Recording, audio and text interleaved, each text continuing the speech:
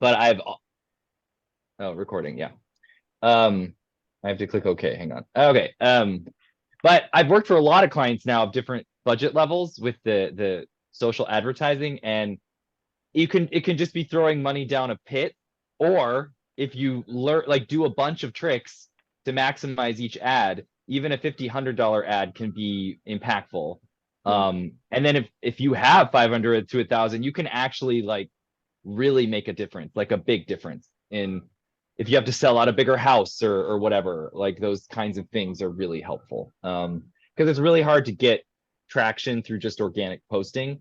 Yeah, the tricky thing is you kind of still have to do it and you can maximize what's possible, but you're still going to hit a ceiling. And so that advertising is just to try to get people that maybe normally wouldn't see the organic stuff. Okay, so I'm just going to jump in if that's cool, unless anyone wants to. Okay, let's see. So I'm going to rattle off a bunch of things. I don't assume you don't do them already or know them. I'm just kind of trying to make sure I cover my bases because we only have an hour, and I'm just like, anything I can think of, I'm going to try to shout out. And this is, again, I should always preface based on my experience, which is like a decade of working on like every kind of like social platform possible. But still, that's only my experience. And what I've learned about social media, and actually I had a sister who was a temp at Facebook for a while. I learned a lot of fun stuff about it.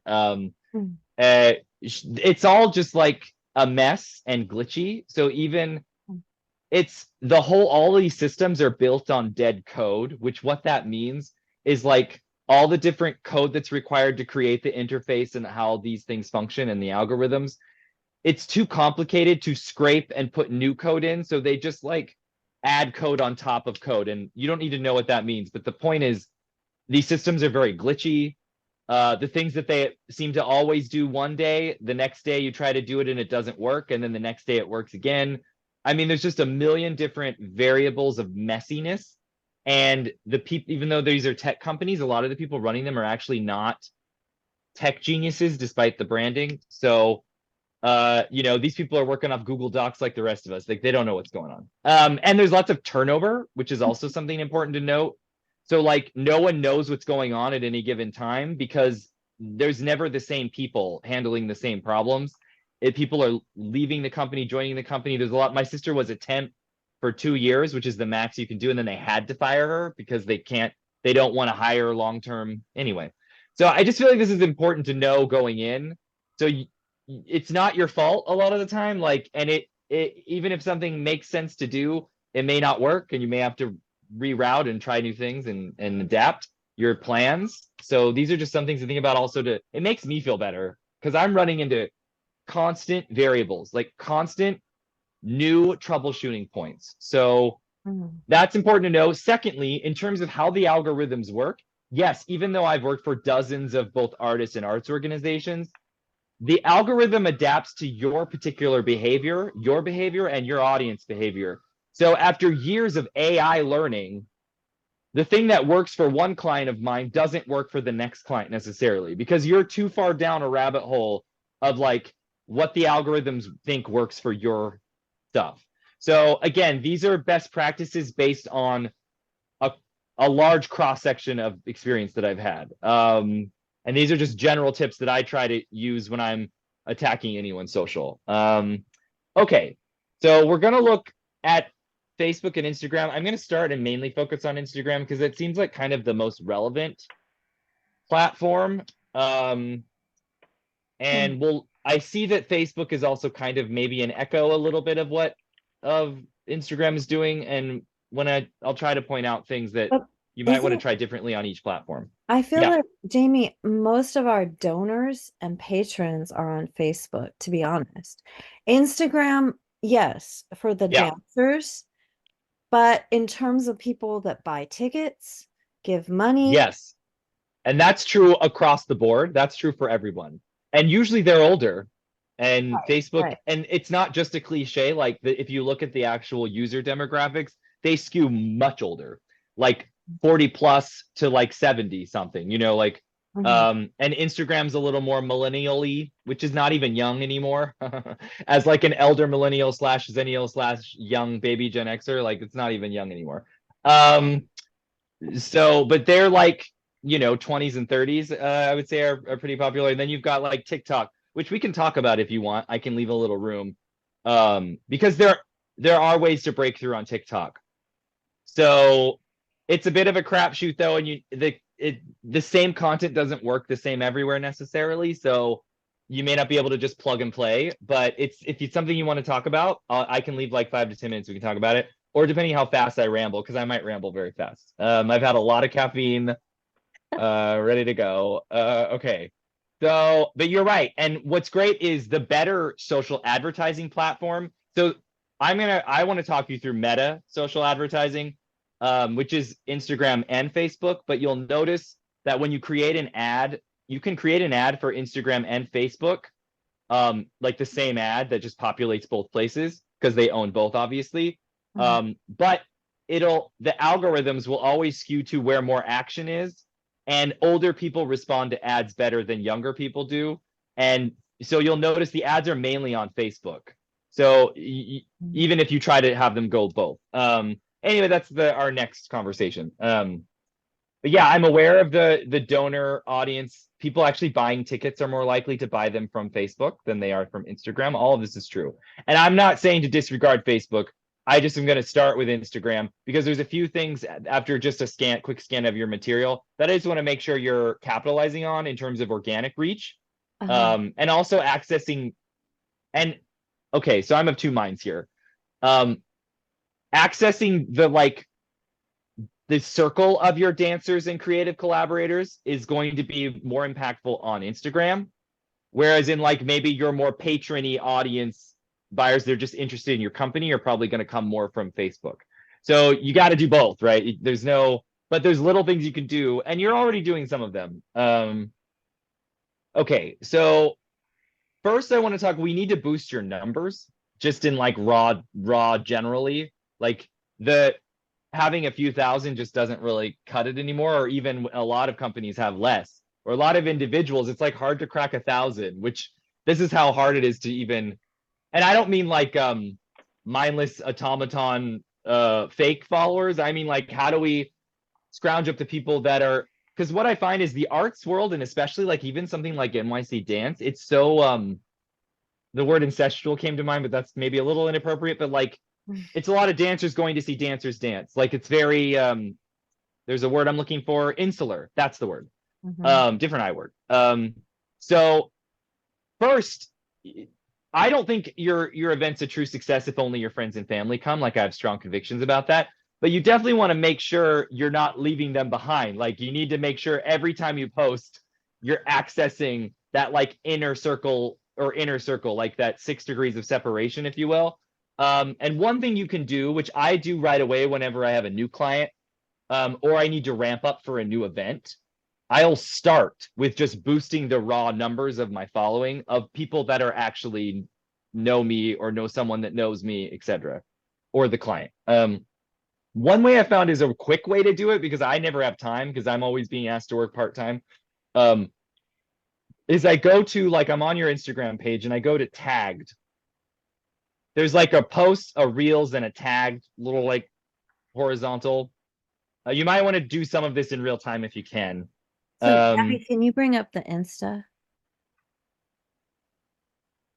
You want me to share my screen? Yeah, with Insta. sure, go for it. Here it comes.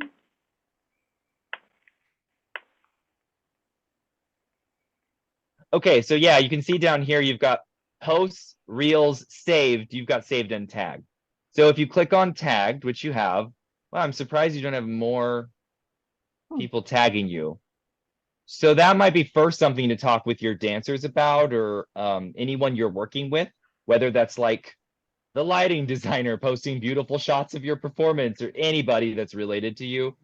I would make sure when you're setting up these partnerships, that you're asking them to tag you in the actual media, not just in the caption, because I'm surprised how small this is. This should be more. But we can use this as an example and take a look. Okay, so it looks like these are just you tagging yourself. Yeah, I'm confused as well. I feel like our dancers have tagged us They They have. probably have. before. So see, this could be another glitch that we're having. I Maybe know that they have. I mean, I've seen, they always repost and all that stuff. yeah, but if they're tagging you in the caption, that's different than the actual media. Although I wouldn't be surprised if there were a lot of people tagging their media. But I would double check because just because they reposted you, that's if they tag you, that's in the caption, which is a little different. These are people that clicked on the image or video and then tagged you in it. So okay, this is a trick I do use, although in this instance with what we're looking at, it's not going to be super helpful, but going forward, I would recommend this. Plus, again, these are such glitchy systems. You could refresh this tomorrow and all those people that tagged you in the media will show up. So again, these are that messy. They're messy. But anyway, what I do is anyone that's not me, so I would not tag myself in my posts. I would Yeah, tag these are from like 2019. 2017. No, right. Yeah. So okay, so you're not 2000. doing that, but just generally speaking, I don't do that. And anyone else that tags you in the actual media, not the caption, so they would show here. And we want to see more of that, even if this page isn't indicative, like because something's going wrong. I bet there's people that are posting about you and not tagging you in the actual media as well. So we just need to double check with everyone that everyone's tagging the media. And then what I do is I'll click on that media that's not my post. And if you click on, so go ahead and click on one of these just so imagine this post we're looking at is one of the dancers' posts. Okay. See, yeah, Instagram's loading weird. Click on the number, the liked by Fuse Dance Company and plus 25. Click on that. Okay, so anyone that you're not following in someone else's post. So again, I don't think this is effective for your own post because the chances are these people are following you. But if it's someone else, like say it's a dancer's post, anyone that's not following me that looks like a real account, yes, sometimes it looks like it's a bot or like this party guy that you just scrolled past doesn't have a party nipple. That's stupid. I would not follow that person. Like I would not follow things that look fake. Oh my God. Yeah, this is the world we're living in. It doesn't even phase me at this point. So, but again, don't do this with your posts necessarily, but in the ones you're tagged in, follow everyone that you're not currently following in someone else's post about you. Because what happens is, and this works every time, everyone. So I have done the math, and within 24 hours, you will likely get a 30 to 60% follow back. Meaning, if I follow 100 people a day for a week, that's like 700 people. I couldn't, or let's say I follow 100 people in a day, like the people that have liked my posts or liked other people's posts about me. That likely means they know someone that knows someone, and they're already saying that they like what you're doing. So you follow them, and they get an alert. And within 24 hours, I get a 30 to 60% follow back. Meaning, if I'm working for you, if you're my client, and I do this with everyone that's tagged you, and I would say in the last year, like I'll go through and just go follow Berserk. So say I follow 100 people in one day, I'm expecting 30 to 60 new relevant good followers within 24 hours. And if you do that every day, then it really racks up. Now, there's only one caveat to this, so please pay attention. Instagram spam bots will also mass follow people. And in order to deter that, I think it was around 200. Like if you follow 200 people in a day, it'll stop you from following people for like 24 hours because it's worried you're a bot that's doing like mass following. So I never do that. And honestly, the chances of you finding if your numbers aren't that high, following, it might take you a week to follow 100 relevant people. You know what I mean? So that's not going to trigger the system. But if you follow, like, if you go crazy, it'll actually stop. It won't really overtly hurt your long-term, like your longevity on the platform, but it will pause your following for like 24, 72. Sometimes it changes. Again, these systems are always changing. Just don't go crazy, but just so you know, that's an incredible way. And even if you can't find them in this tag thing, let's do it with one of your follow, like, no, one of your dancers. Can you go to one of your dancers' pages? Mhm. Anybody, ideally someone with a little bit like an engaged following. Because you can just go to their page and if they post about you, so if you scroll down to a post about you, hopefully they are posting about you. No, they're not. Well, Christian, they should he- be. well, Christian has his own show right now, so Sure, yeah, Yeah. but I mean, yeah, maybe you haven't, yeah, go back. So if this is about, See, we're tagged in this. That's why I'm so confused. yeah, okay, so that is wrong, but let's move on. The same principle applies. Click the 275. Oh no, go back, maybe click that try number on, Paulo okay, or somebody. the people you follow and are following you are at the top. But see, you'll start to once you like look, especially someone that has like a dancerly thumbnail, you know, like this Tybolt Browns or whatever, Hebo, you know. yeah, he's a yeah, he auditioned for us. Well, I He would, Mhm. well, we'll do whatever. Okay, that's up to you, but I would follow anyone that looks, and yet you have to make snap judgments. Yes, if you have the time, and sometimes I do. Sometimes people actually pay me for my time. I might actually click through and double check who they are. But honestly, in most of the time I'm in a pinch, these people are relevant to you. These people may have been to one of your shows, but is not following you. Does that make sense? Oh, and anyone that has a check mark, that J Rommel, I also immediately follow anyone that has a blue check mark.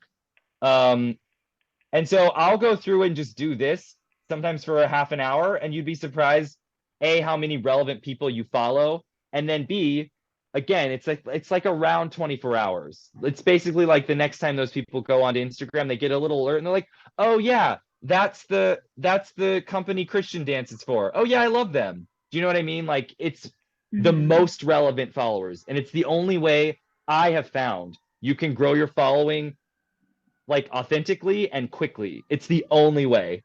Otherwise, no one's going to find you. Those algorithms are trained to, if you're never shown to them, you're not going to be shown to them. So that's a huge thing that I do first when I get a new client, or just if I need a boost. Again, sometimes I'll do this like 2 months out before a big performance. I'll just bump all the numbers up because the new followers are also the ones that are going to see your post more often. Anyone that recently follows you, the algorithms will show you a lot because that's like a new interest they're showing. Um, anyway, so I feel like I'm taking too long to talk about this, but it is really impactful. So I just want to make sure I talked you through it. But I would go a little hog wild here, you know, for a few weeks. Mhm. Because that number is not going to grow organically any other way, is what I have found. In fact, you'll Yeah. lose followers. They'll trickle away for various reasons more than anything. Yeah. Yeah, we'll Uh, definitely do that. I have a eas question about yeah, that. sure. Um, are you ever then worried about your like following number? Because if you're following so many people. No, but you can max out on how many followers you have. Like, and I think currently it's something like 7,500 or how many people you're following. No, I never worry about that. Honestly, I don't think anyone's looking that closely. And every once in a while, though, if I've gone too hog wild because the stakes are so high and I feel stressed out and I'm trying to get followers, um, you know, for like, oh my God, I've got to fill a 2,000 seat theater with a company that has 150 followers. It's that kind of thing where I panic and I follow a lot of people. Um, I'll sometimes go back through and clean them out a little bit, like click the followers and like scroll through, and maybe anyone that if I don't recognize them, like if they're not commenting, like if I'm running your platforms for like months, I kind of know who, like I already kind of know who your most engaged people are. And if I don't recognize them, um, you know, I might clean it out a little bit. But that's just something I do for tidiness. It's not really important. I don't think. But yeah, so I don't pay too much attention to it, especially if I'm being precise, like you following people that like and follow one of your dancers is like a no-brainer. It's not, you're not doing anything, I don't know, shifty, or you know what I mean? Like it's like very appropriate. And people will return the favor. That's like one of the principles of influence is reciprocity.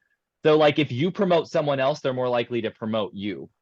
So that's why social networking works, but not like just social broadcasting. It's creating those like mutual ties that help. Okay. I would also DM reminders to like your dancers, even if you tag them. Some people just aren't paying attention, or maybe they see the notification, but they're scrolling through their notifications quickly and they're not really thinking about, oh, I should share that. I'll also often create, especially for something like your internal circle, like all your dancers, your repeating collaborators. I create a little DM. What's it called? I like add everyone to one DM. So say you have 15 normal partners, dancers, tech people, whatever, costumer, lighting designer. Even if you don't work with them for every project, but you've all agreed that you're going to help each other, I create a little DM list. And so anytime something's new, I might share that post into that DM thread. Again, I don't spam it. It's not like I go there all the time. But if you have a big announcement, if there's a really cool new trailer you spent money on to make, not just a random post of a rehearsal, but like, this is a big video for us and we really need help sharing it, I would maybe send the post to the DM thread and just alert people, hey, ready for sharing. I also, have you tried the collaborator function yet much, Gabrielle? Yeah, not with Ponybox recently, but I'm familiar. So the other tip that I have is the collaborator completely makes or breaks Instagram. I basically can't post anything without it now. You have to do it with your phone. So you have to load the media onto your phone if it's not already. Because that's the only way. And then when you hit the tag feature, I'm understanding you've done this for other people. But you click on invite collaborators, not tag, and you have 5 currently. And I try to max out those 5. So who are if you're sharing a video and it's more than 5 dancers and collaborators, I would share the 5 most engaged ones. I would invite them as collaborators. And then it'll show up, you already probably know this, but then it'll show up on their page like it was a post they did. And it blows everything out of the water in terms of reach and engagement. And now, basically, if you don't do that, the post is kind of quiet. And this is even with some of my clients that have 20,000 followers. Like the reach just isn't what it used to be, the organic reach.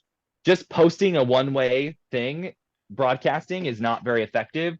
So if there's at least one person you can collaborate with, I would just invite them. You don't even always have to ask. Some people don't quite understand what it is. So you could always DM them and be like, hey, we invited you as a collaborator. All you have to do is click accept. And then that's one less post you have to worry about today. Try to make it like easy for them. Do you know what I mean? But every single post, try. If it's not possible, it's not possible. But if you double down on it every time, because otherwise it's so hard to get traction. Obviously, tagging people in a story is good because the story is a less committed, and you always want to share, a story about whatever you posted about and tag the relevant people, which you may do already. But I'm doing all of these things, so because the stakes feel so high, trying to get butts into actual seats is so hard.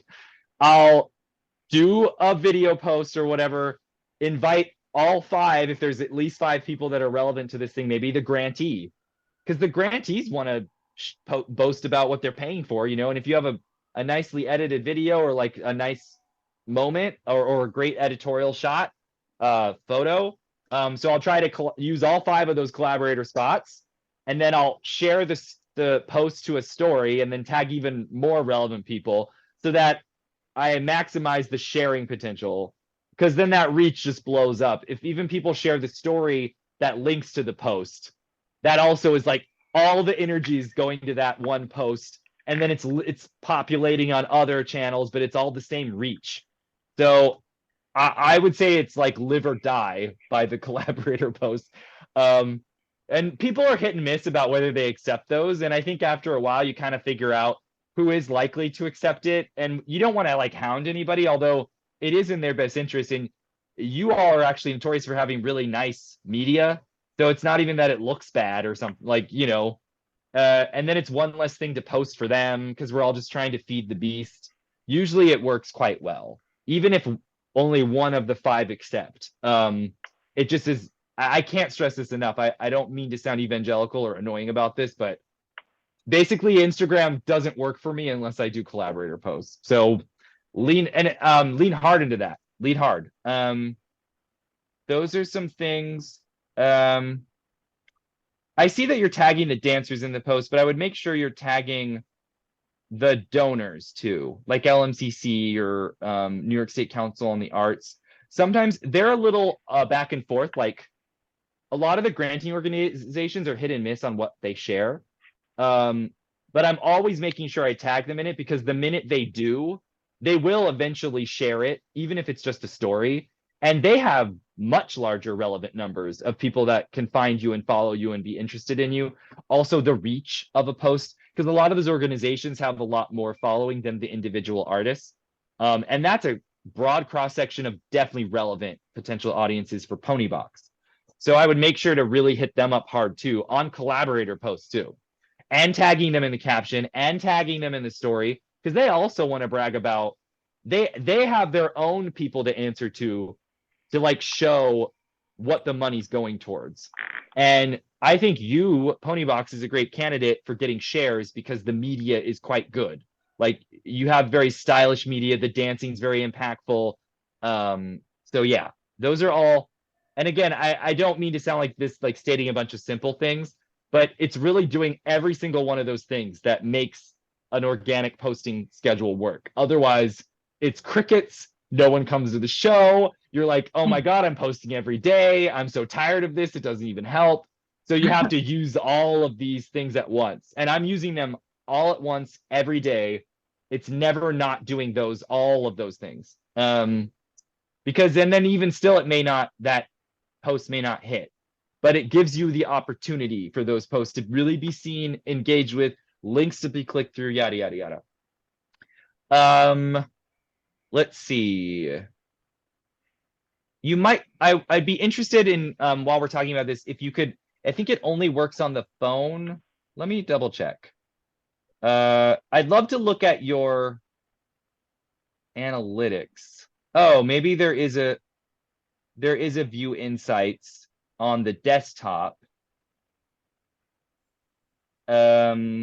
It's not as good as the phone one. Basically, what I was kind of hoping you could do, and tell me if I can't see it, is if you go into your phone on the Instagram and you click on the, like, from the homepage, the dashboard, it's like the insights the analytics dashboard. Are you guys a business profile? Do you know? I think so, because we don't have any good music. Okay. I'm hoping you are, because I think they might have expanded this to the personal accounts. I don't remember. You probably are. I forget sometimes who is and who isn't, because it doesn't even say anymore on the profile. But I think if you, and again, this might have changed. If you have a business profile, you get more analytics, which is just more helpful. But if you click on the dashboard, I'm going to try to talk you through it because it keeps changing on my phone. You should be able to hit professional dashboard from your profile page. And then you have to click a couple things. You have to go down to content you shared. And then I think the default is last 30 days. It'll rank your content in the last 30 days. I would click on the 30 days and hit 2 years. And then there's a little scrolling thingamajigger to the right of that, or little, I don't know how to explain that icon. It's 2 lines. And then it says sort and filter by. Sort by highest is good. Metric, I would actually look at a couple things. So accounts reached is great, but I would say accounts engaged is better.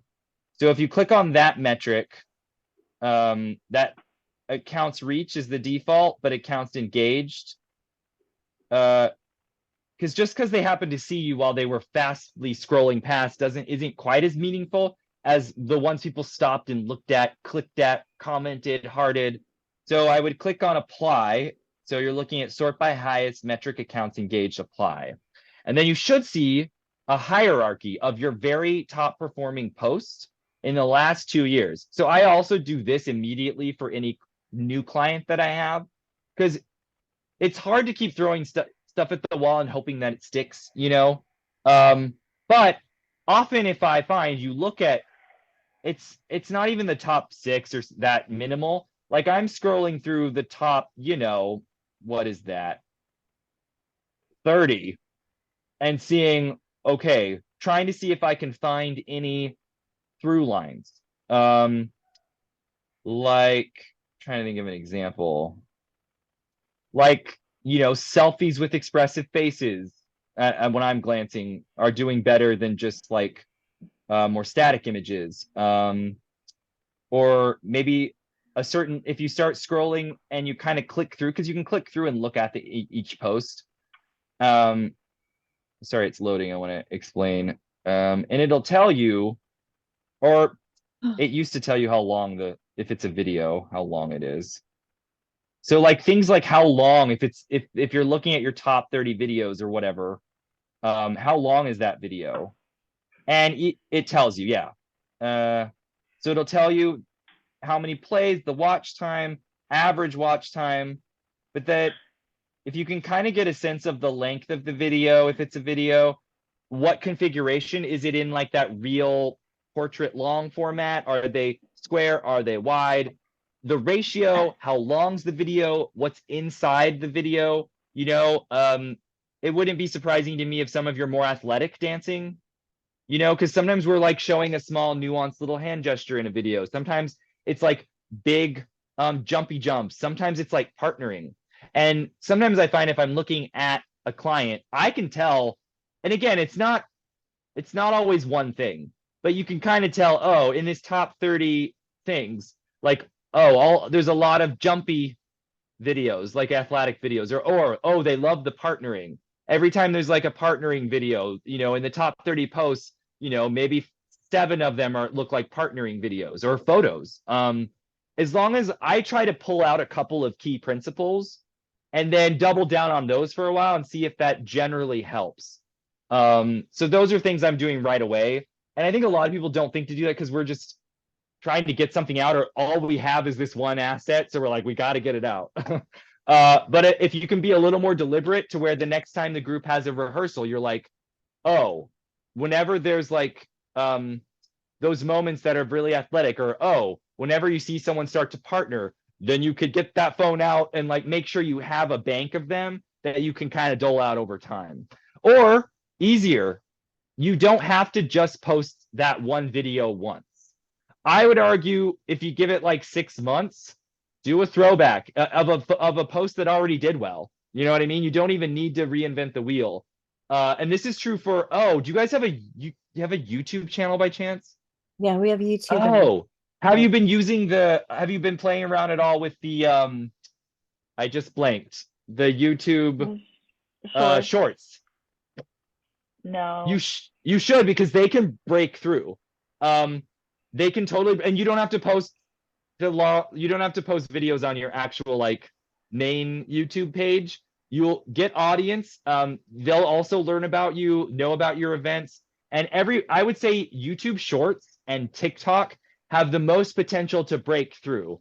And what I mean by that is like Instagram's pretty, what's the word? Limited. Like you're only going to get, if you don't have a massive following of highly engaged people, you're not going to get a lot of reach and engagement. That's just the way it is. Granted, if you maximize the collaborators, the stories, etc., yes, it will get a lot better. Like not just double or triple, but like it'll square the reach. But still, that's still only so limiting. But what's weird about TikTok and Instagram, and I take the same Instagram reel and I do put it on TikTok and YouTube Shorts for my clients. It's the same concept generally. And honestly, dance, I would argue, has more crossover appeal.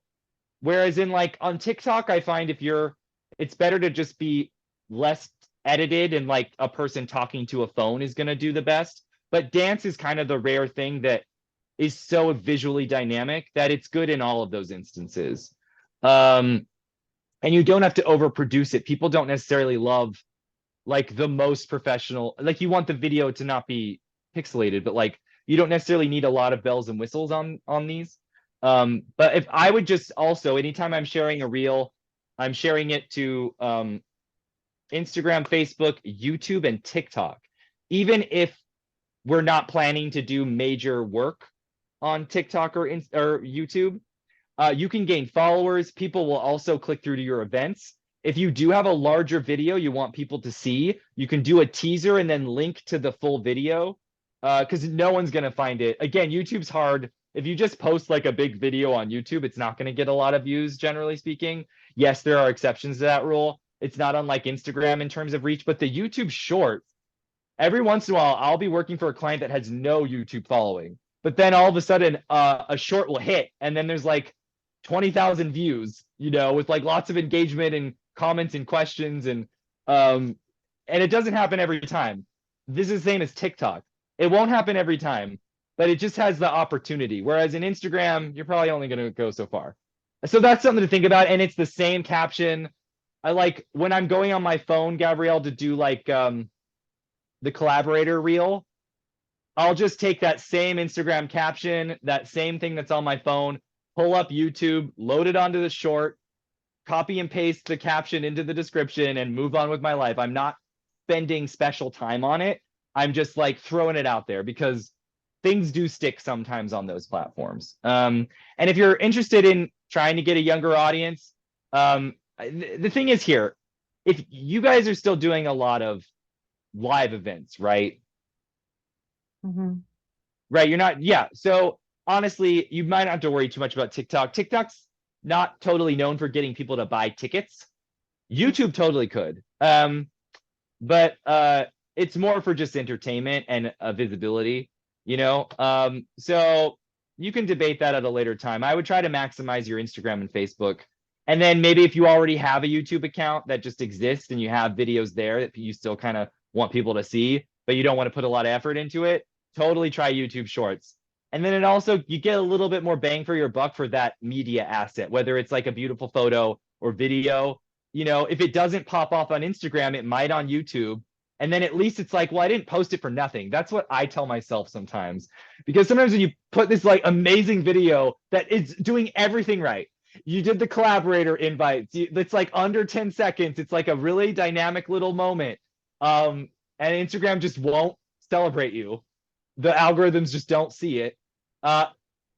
If I post it other places like TikTok or YouTube and it does kind of blow up, it's like, well, at least that work I did was not in vain, because it's not extra time. It's like 5 minutes more at most when you're already doing a series of posts. So, okay, we do need to move more into Facebook now, although a lot of these things we're talking about, they kind of apply to both, honestly. It's just Facebook does similar things, but slightly differently. So it's just about kind of understanding that difference. So if you go to, maybe we should do this together. Can you share your screen and go onto Facebook? Like Yes. so we can access the back end. Mhm. Boy, an hour is not a lot of time. I'm so long-winded. I'm so sorry. I'm trying to be efficient. But all those tricks will really maximize your Instagram. So hopefully Can't you just tell Pinnacle that it's like an hour and 15 or whatever? that doesn't change what they're gonna give me. It doesn't? No.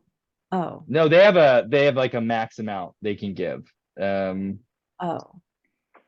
And if we go over a little bit, that's okay. I don't know if the Zoom will kick us out, but I'm not like trying to, like, we don't need to run away from each other in 20 minutes. Okay, so if you go to the three little dots on the right-hand side, this is such 101, but a lot of people don't do it anymore. The invite friends down the scroll towards the bottom is still really helpful. And if you can get, yeah, you might have to switch to your, don't do it now. It's okay, because we have other stuff I want to talk about. But reminding everyone that's part of your organization to do that invite feature is actually a huge difference. Because people did that when they first got their Facebook, but that was like 15 years ago or whatever. And so that simple thing will boost. I'm going back to the number boosting thing talk. But we told, and even if your dancers, for instance, have a Facebook account but aren't active on it, they can still go and invite people that are still on there. And that can boost your numbers, because like the 694 followers is just not going to get you very much. And so we want to, if we're going to be posting here, which I think we should, you should have especially for ticket buyers and like Jamie was saying, the patrons and the donors, we don't want it to be silent. It needs to exist, but you need to try to maximize and not waste your time with what you're doing there, right? So that invitation feature works really well, and people forgot about it. So I would get anyone that's related to do that, and you can invite a lot of people. And sorry, I'm pulling up various tabs of my own. So the thing that I find that works best with Facebook is groups. So can we go ahead and go to the Facebook search bar in the upper left corner and type in Dance NYC just for fun. And then just click the search. Don't yeah, just great. And then go down on the left-hand side to groups. So we want to join any kind of New York dance. And again, this is wherever you have events. So you're bi-coastal. So then the next search I would do is like, do you do a lot of performances in LA? Where's the other place you perform a lot mostly? Well, the company's based in New York, so Right, but am I thinking of a different you guys have a bi-coastal thing, right? yeah, we do. And the company, Right. So yeah, go ahead. Sorry. oh, we're mostly the California stuff. We've already joined the California groups. We're already in the California groups. Pretty Okay, great. So let's join some New York groups though. And I know a lot of these. So let's go to the top. Oh, so I think you have to join NYC Dancers as an individual, but I would recommend somebody does it and shares your post there. But Okay. like, yeah, New York dance teachers, honestly, I would join every single one of these. Wow. It might be pending, yeah. And you might have to, because they don't want robots, which is honestly a good sign. But if you don't want to fill those out now, you can have one-word answers. It's not like that prohibitive. But I would go through and follow all of these groups. And then look, there's so many. Even non-New York, like, Dance World Connect's not bad. Anyway, I would do a lot of those, and I would do any kind of NYC Dance Family, sure. I would join as many of those as possible. And then every single time I post, Gabrielle, it's the same thing, like how every time I post on Instagram, it's collaborators, it's sharing the post to story, tagging people to share there. I also, every single time I post something on Facebook, I share that post to one, if not multiple of these groups. And you don't have to just share with NYC dance groups, like anything that's relevant. Like if you hire a composer and the composer, and this is just off the top of my head, all of the compositions are like of Irish traditional influence. There are NYC Irish traditional music lover, like any relevant thing to anything you're putting on. Whether that's like if a piece is about abuse, there are a lot of like abuse support groups, and it's not opportunistic. There are going to be a relevant audience for that piece about abuse when you're like, hey, we're putting this thing on, if you're, some of the proceeds go to a good organization, like whatever you can say to help sort of qualify that we think you're actually going to really enjoy this, or if you know people that want catharsis like this, like we're doing it for, please share this with them. Anyway, and again, not all groups are made equal. Some groups you won't get much interaction, and some groups will really pop off.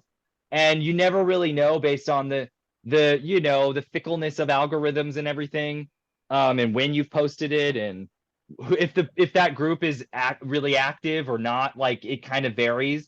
But again, because it's so hard to get organic engagement and reach, every single time I post, I'm sharing to groups. And if there are new things, like say you hire someone to do really fashiony costumes, I'm also looking for fashion lovers that are local. You know what I mean? And I'm gonna share that same post and talk about the costumes, not just, hey, you're gonna love this dance. You try to, and again, I'm not writing a lot. I'm writing a sentence at most and like a phrase sometimes. Like, ooh, we hired so and so to do the costumes. What do you think? And I'm sharing that to a fashion group, or you know what I mean? Like any angle you have. I also do that with press. Like any angle you have, I'm sharing and just talking about that angle, whether it's about the music, whether it's about the venue. Maybe this is the first time the venue is doing this kind of event. Then I'm looking for any kind of, so there are nonprofit groups.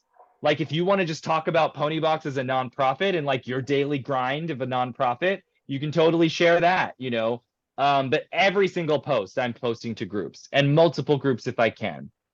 So I go on a follower spree when I first take on a client of Facebook groups. This is also, so we're not going to talk about LinkedIn a lot, but you do have a LinkedIn, and I do the same thing on LinkedIn.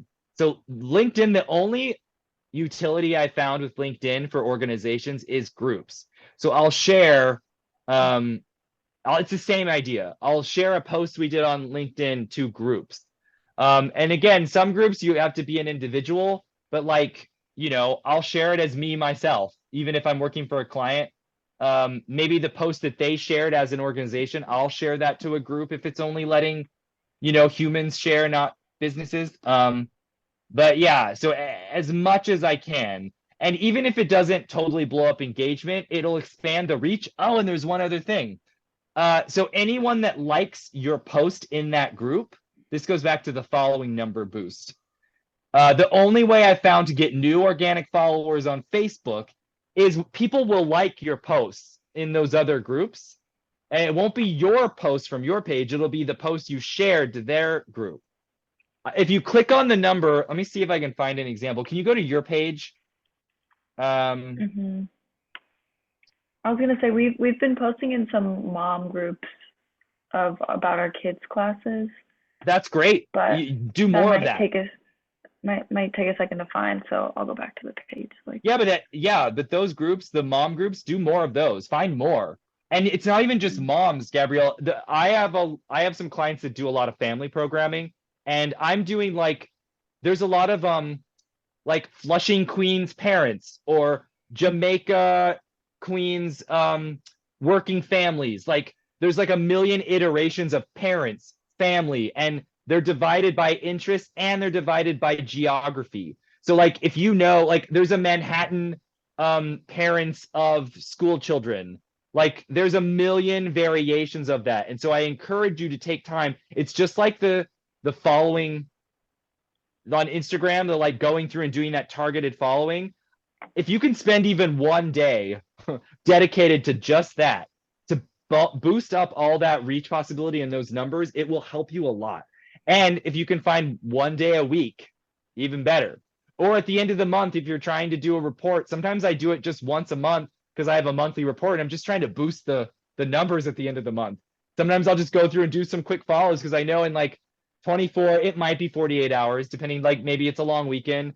All those numbers are going to boost up. Or I'll share some of my older posts to some of the new groups I just found because they're relevant to what the post is about. So even if the post is a little old, you can revive it because those most posts only have about a 24-hour time frame before they're just dead. So even if like 3 days later, I share a post I did last week or whatever to these groups, sometimes it sparks them back to life and you get new traction. And then the algorithm picks the ball up and runs with it because it's like, oh, people, anytime behavior dictates these algorithms. So sometimes even though you think a post is dead, you can revive it with stuff like this group stuff. Or someone may accept your collaborator post a week late after you invite them. And then it brings that post back to life and shows up in people's feeds again because it's new on that page, if that makes sense. So all of these little seeds you plant can keep things going because we're just desperately trying to keep the ball spinning essentially on these posts, like trying to get more engagement, more reach. And these tricks will absolutely help. And again, it's not going to help every time, but the more little things you do like that, the more opportunity you have for something to have a life, like an actual shelf life. And it will happen. Like there are sometimes where an artist will like 2 weeks later agree to a collaborator post of mine, and then all of a sudden it like just goes off. Like for like 2 weeks people are still liking it and they didn't even have a huge following. It just, sometimes the algorithms are a little fickle and we're just trying to plant little opportunities everywhere. And so the groups are a total way to do that, both in LinkedIn and Facebook. And I'm always looking for new groups. I'm never satisfied. Because every time you post, you might realize, oh, this is a different angle. Or say if you're teaching a class that you think is like, modern dance or contemporary dance, or maybe you're having the rare jazz dance. Like there's different groups for every style too, or maybe you're bringing in someone that's doing like a traditional cultural dance. There's lots of groups for that. Like just depends on what the actual. I'm always adding new groups based on every new post too.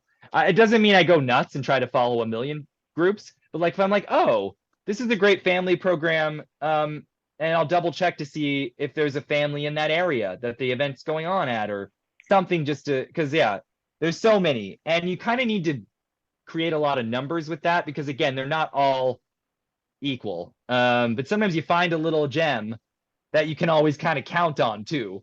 And you don't want to spam them, obviously. Like, just because I may follow 10 different NYC dance groups, I don't share every post to all 10 groups.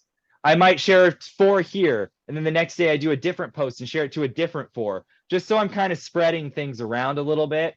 Or if I loved a certain video and it didn't get enough love, then maybe the week later I'll share to the other groups I didn't share to before. So again, I'm never trying to like bombard people with spam. I'm always trying to be thoughtful, but I'm always thinking about what else haven't we tried to get this the sort of attention it deserves, because it inevitably, won't. Okay, so those are all some major tricks I do on Facebook. Trying to think. Oh, I know what we should do. Can you share a different tab? Or no, you can keep it here. Can you type this in for me into the URL bar? business.facebook.com. And let's see what shows up. So I'm looking at this a lot. This is like the back behind the wall. Okay, cool. So go to Insights. Yep. And might take a second. I'm looking at this a lot too. So you know how we pulled up your dashboard on Instagram? This is the equivalent that I'm doing. So, okay, I would probably go, if you look up in the upper right-hand corner, you see the last 28 days. I would make it like longer, like this year maybe. You can also do a custom one if you're trying to look at something really specific. So this will give you a sense of how your reach is. Go up right under the dates, there's the Facebook emblem. That click both, so you're seeing both results. Oh, I guess it wants you to toggle between. Oh, mine doesn't quite look like it. Oh, go to results on the left-hand side. That's going to give you more options, and you still got this year. Cool. So like it gives you a sense of what the trajectory is and how things are comparing, because you want to try to always, it's not always going to grow your accounts. And obviously, I'm assuming you probably, I think, did you have an event in January? I don't remember, but it looks like you had more engagement in January, and because maybe you had an event or something was going on. So context always matters in these percentage drops and lifts, but it's something I'm, especially monthly. I don't think you need to look at it granularly, but it does help, because you want to try to keep things growing. And the month pullout is a good way to gauge how you're doing. So maybe we look at that. Go up to the time frame and go to last 28 days, maybe. We haven't really posted anything. Okay, so then maybe we shouldn't do that. No problem. Maybe like Anyway, yeah, it doesn't matter. It can be Yeah. so that's There we go. 2023. Yeah. Yeah, we Uh, haven't been super active since Okay, the new year, which is so terrible. no, I mean, I'm not here to judge. But can we go back to, well, then now you get an example though, but go back to one of these other selections, like 90 days or something, or this year. Go back to this year, it's fine. But I want to show you something. Oh, you know what? You haven't been posting much. Anyway, but let me show you how it works. If you look on the left-hand side, go to content under overview.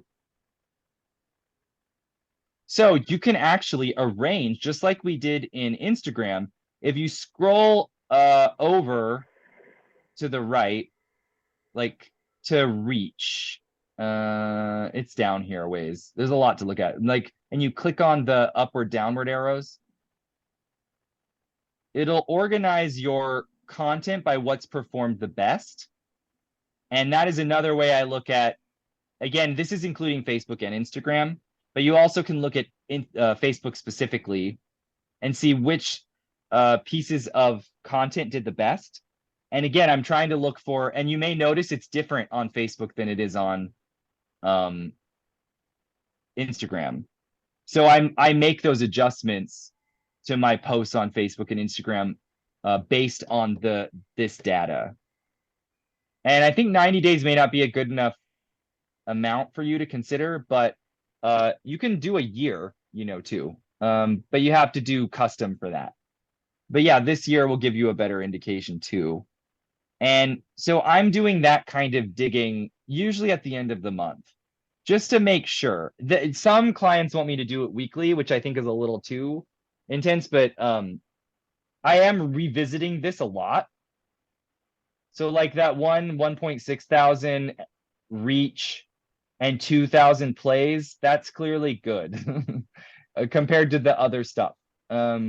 And so I'm double checking. Is it the announcing? Oh yeah. So like a Video, short dance video. reel. It's like a short dance reel. Those always do well. I mean, okay, maybe not always, but they're more likely to do well.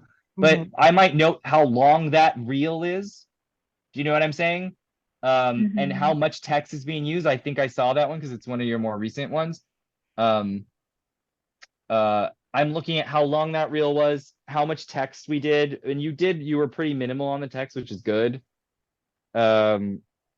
So I would take that to heart when I'm putting together my next reel. And I'm also looking at what were the top reels, plural, for like this time period, everything this year. Anyway, those are really important. Yeah, you can filter it by posts versus stories versus videos. You can, I think, also on the left-hand side, single out whether it's Facebook, Instagram, or both. Although I don't remember. I'm usually looking at all of it.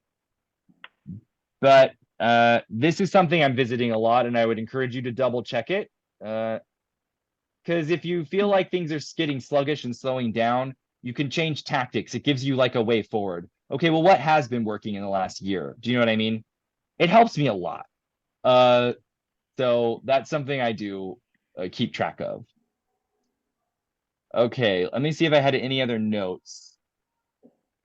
So that's how I'm thinking about content. That's how I'm boosting my following. That's how I'm maximizing each post. And I'm always maximizing because it is rough out there. It's rough out there. And then this in combination with the advertising, which can talk about next time, this is how I touch everybody. Do you know what I mean? Like the ads get the people that aren't going to see these maximized posts, but then these posts are getting seen by as many people as possible. And it's not just like quiet little empty field, like there's like activity, there's stuff going on there. So it's that combo that makes, for instance, a ticket drive, you're like trying to sell tickets or whatever, work. And it does work. I can promise you that if you do all the bells and whistles, it does work.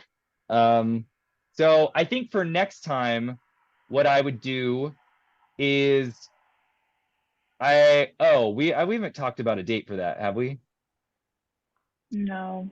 You can come back to me for it. These Wednesday afternoons work for me, but Okay. if you need something else, let me know. My schedule is generally flexible. The first week of June is a nightmare for me, so we definitely can't do it then. But the next week is only a semi-nightmare, and then the last the weeks of the month, I'm pretty flexible.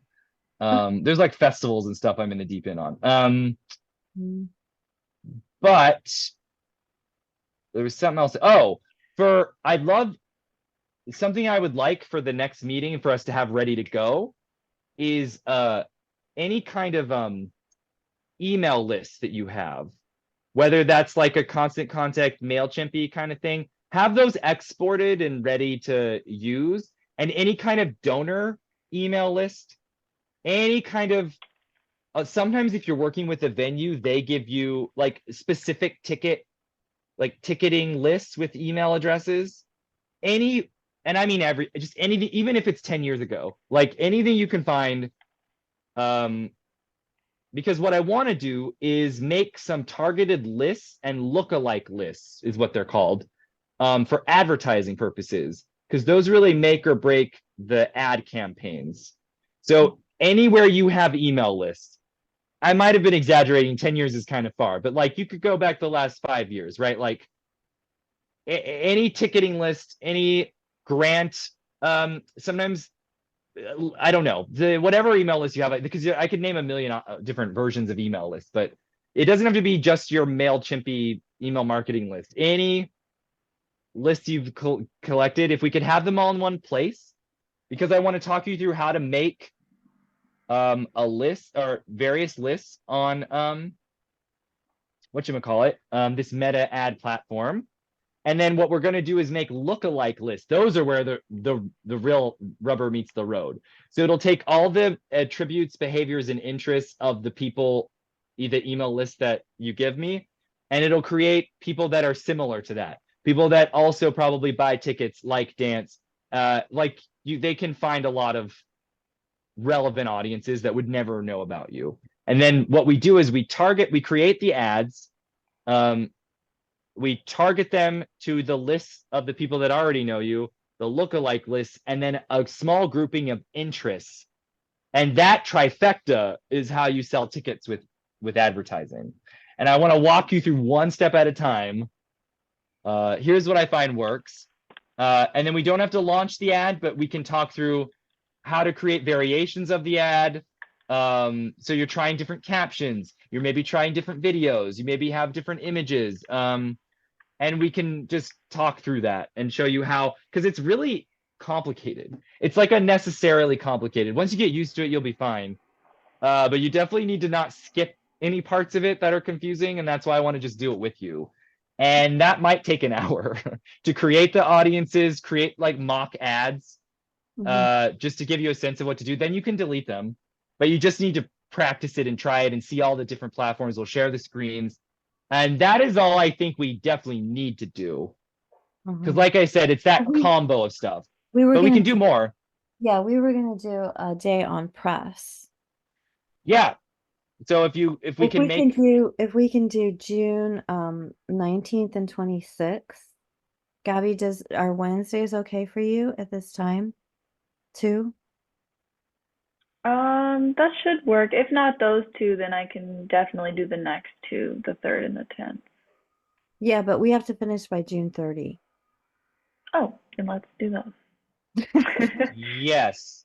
Okay. So yeah, those, the 5th and the 12th are kind of crazy for me, but the 19th and 26th are fine. If you want to pencil those in and then confirm with like an actual invite to a Google thing like you've been doing, which has been so helpful, then we should be able to do that. And then, so that's advertising and press, which does really complete all the different key points I wanted us to go over anyway. And then you have a lot of new ways forward, I think, as long as you have a better handle on those things. When you put them all together is where it really works, right? Like not one outreach plan is going to do it. But if you can do all the things we've talked about together, and that's what it takes, it is totally still possible to get people to show up for you. But boy, I know it's a lot of spinning plates. I'm aware. Yeah. Okay. Well, thanks, Jamie. Yeah, sure. Always a pleasure. I hope this was helpful. As Yeah, usual. very helpful. Great. Okay, Awesome. cool. And then obviously I don't disappear after we're done here. If you just have follow-up questions or whatever, it's not a billable hour. You can just ask me. It's fine. We'll see. We'll just try to make the most of it, right? Yeah. Okay. Thank you. Awesome. Yeah, Thank great to see you. Have a good day. Bye. You too. Bye. Oh.